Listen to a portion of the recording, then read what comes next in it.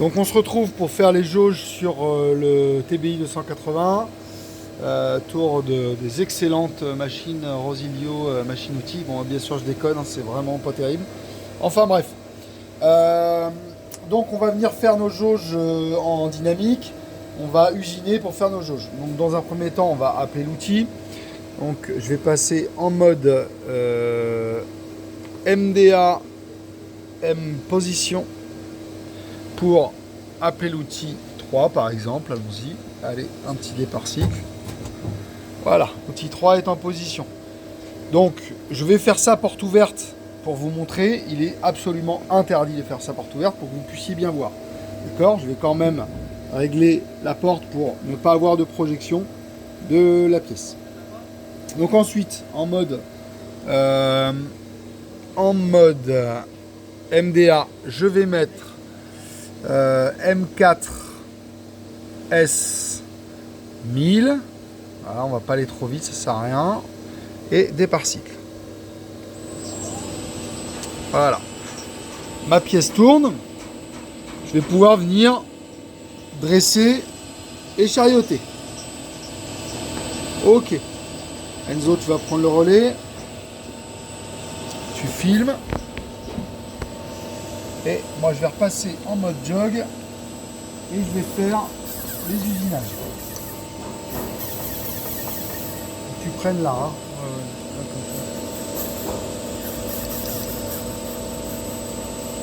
Je vais commencer par le chariotage.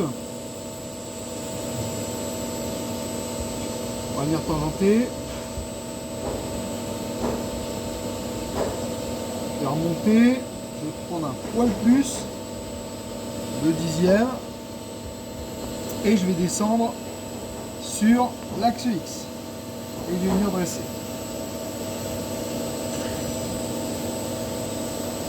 Il faut bien que je vérifie que j'ai dressé de façon assez homogène pour que toute la matière ait été enlevée. Ok.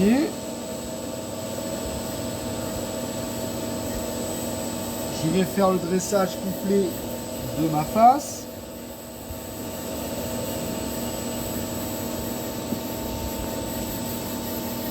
Là, je prends plus rien. De toute façon, il reste du brut. C'est pas grave. Je remonte.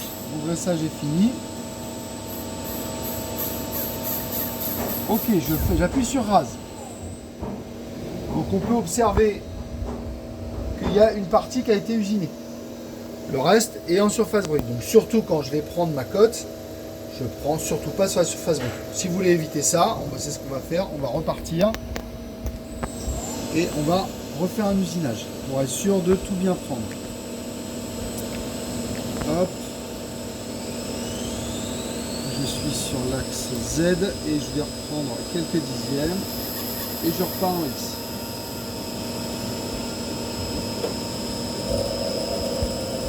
Voilà.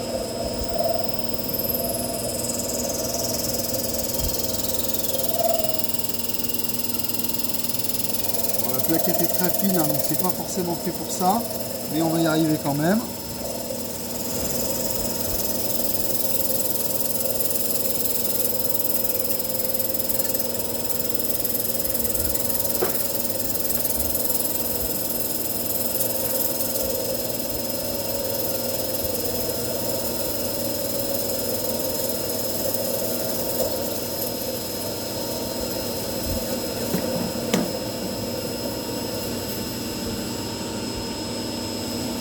Voilà, mon usinage est terminé, je peux remonter mon outil.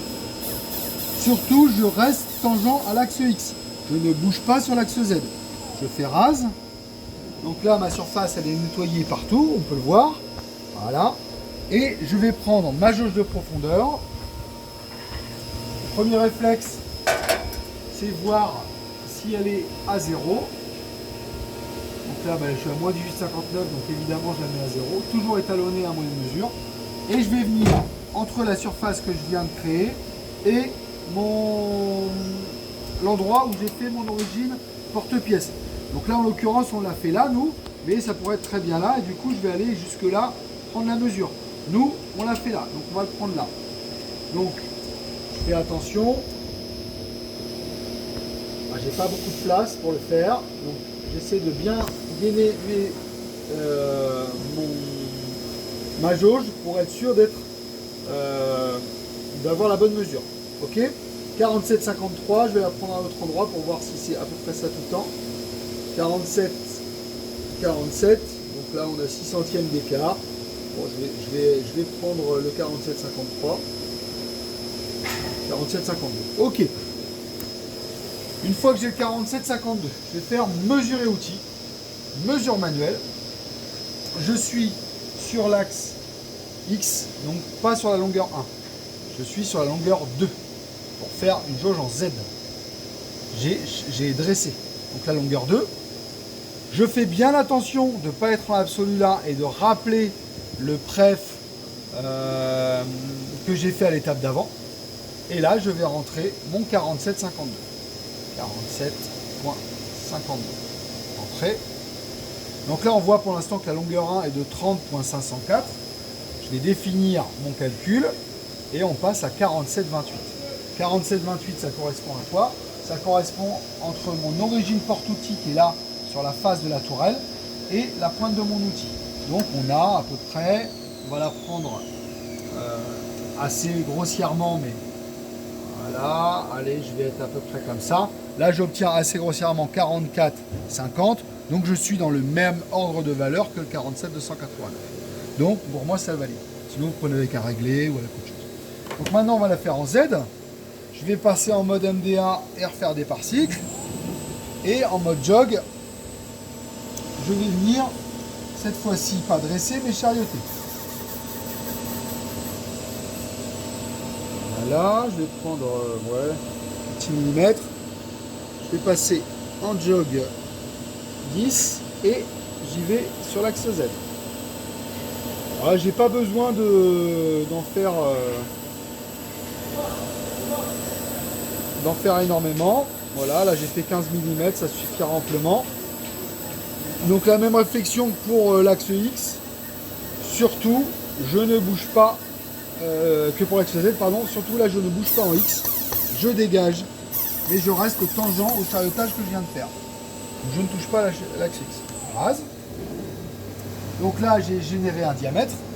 Ce diamètre là, je vais prendre un coup de pied à coulisse. Donc le pied à coulisse, généralement, même un bon pied à coulisse, on le considère bon à 2 centièmes de millimètre. Donc c'est déjà pas mal hein, comme approche, mais ça ne suffit pas si on veut une jauge précise. Donc là, moi, j'obtiens 59,50. Ok. Je vais vérifier ça avec un micromètre. 50,75. Donc 59,50, je suis impeccable. Donc si tant est que le micromètre soit bien étalonné, hein, mais nous, on l'a déjà étalonné auparavant. Et je vais venir prendre ma cote à la touche de friction.